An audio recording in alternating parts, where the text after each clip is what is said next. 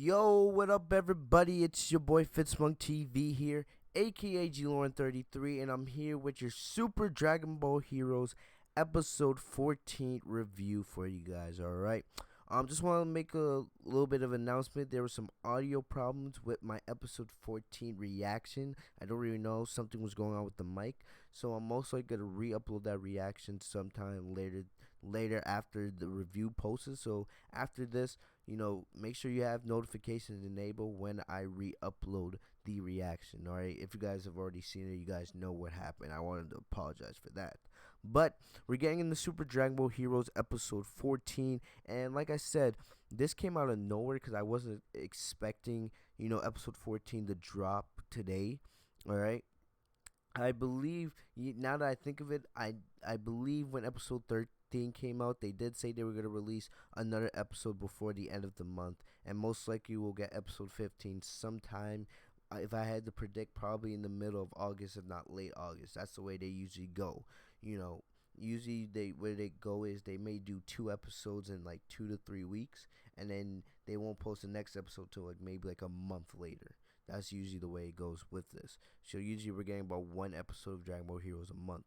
But really, I've really enjoyed the Universal Conflict arc. It has been perfect, but these last couple episodes have been really enjoyable. And we're all waiting for Dragon Ball Super to return to TV every week with the anime, even though, and then we have to wait every single month to get the manga. So it is kind of enjoyable to have Super Dragon Ball Heroes every couple of weeks to do these episodes. And even though they're very short, I enjoy Dragon Ball Heroes for what it is, and I hope you guys do as well. The beginning of the episode left off where we or picked up where we left off from episode 13, and it was Super Saiyan Blue Goku going up against Hearts. Remember last week he had that beautiful animation, especially with Natasha Shida. This week the animation was pretty good again. It was decent, but it wasn't as godly as it was last week, and that was fair to say because Shida is one of the best animators in all of Dragon Ball. But with last week's episode, we saw that it left with Super Saiyan Blue Goku going up against Hearts, and that's where we started. And basically, the description for this episode said that over time, Hearts would take over the battle with Goku. Well, that's not the case. Basically, Hearts took out Super Saiyan Blue Goku like that. The episode started, and he sent Goku flying into base form just like that, with his gear got all teared up and everything, and all we see is like Hearts just standing over Goku. It was a pretty wild scene to see. And then we pan over to Kamioran, who is fighting Piccolo and 17, and Piccolo and 17 have it's basically been like a 2-on-1, but remember Kamioran, it's 2 warriors. It was like those 2 twins merged into one in a way, so in a way it's like a fair battle. But we see Piccolo and 17 together. They have the advantage. They're taking care of Kamioran pretty easily, and it looks like Kamioran's gonna lose. We also pan over to Vegeta and Trunks, who are going up against Zamasu, and now we see Vegeta's in Super Saiyan Blue. We never saw Vegeta transform into Super Saiyan Blue last episode, because last episode when Trunks and Vegeta were going after Zamasu, Vegeta was just in normal Super Saiyan, the golden hair form. But we pan back over to Kamioran, who's losing to Piccolo in 17, and then Hearts notices that Kamioran's about to lose, and it's like he takes power from the Universal Seed. We see these like different fragments of like crystals surrounding the seed, and it's like they send power to Kamioran, and all of a sudden Kamioran undergoes this really weird transformation. The sky gets all dark, and then we can see there's damage being caused all over the city. And most likely Goku and company probably told all the citizens to evacuate before the battle started, because I couldn't see Goku battling against opponents this strong and putting the citizens in danger. So we see like the city becomes basically like a wasteland because all the buildings get destroyed while Kamioran's transforming. And then at the end, Kamioran is like a big beast. And I'm gonna be honest with you guys, I'm not a huge fan of these big boss battles in Dragon Ball. We don't see them that often. There's only been a couple of instances in Dragon Ball's history when we see these big boss battles. Probably the best one in my opinion was, in early Dragon Ball Z when we had Grade 8 Vegeta going up against Goku, Yajirobe, Krillin, and Gohan. That's probably my favorite. I'm trying to think of other ones off the top of my head. There's not many. They did have in Determined Power when Goku, Frieza, Gohan, Vegeta, and 17 when they went up against Anaraza, that big beast from Universe 3. But I'm not a huge fan of these big boss battles.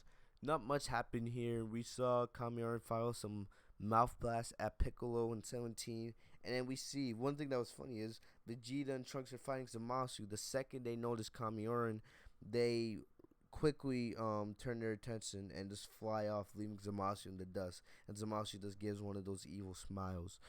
But we see Vegeta and Trunks and 17 and Piccolo. They all team up, firing Ki Blast at Kamioran, and Goku is still down, but he's conscious.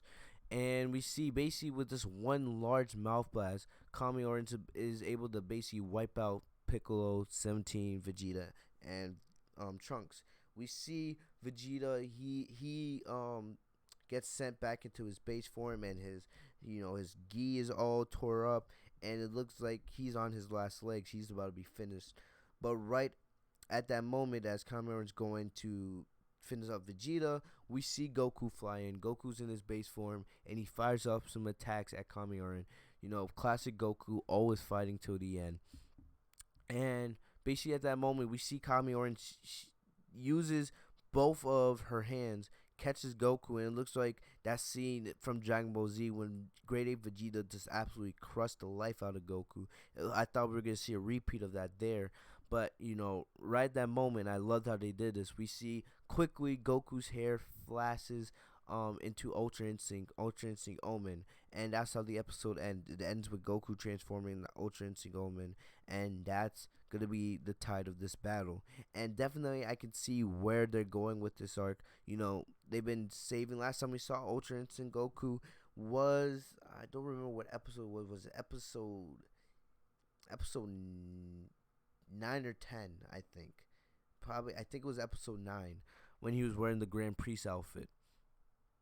And that's when he, was going up against Kamioran the first time and Zamasu and all them, etc., etc. But that was back when they were in Universe 11.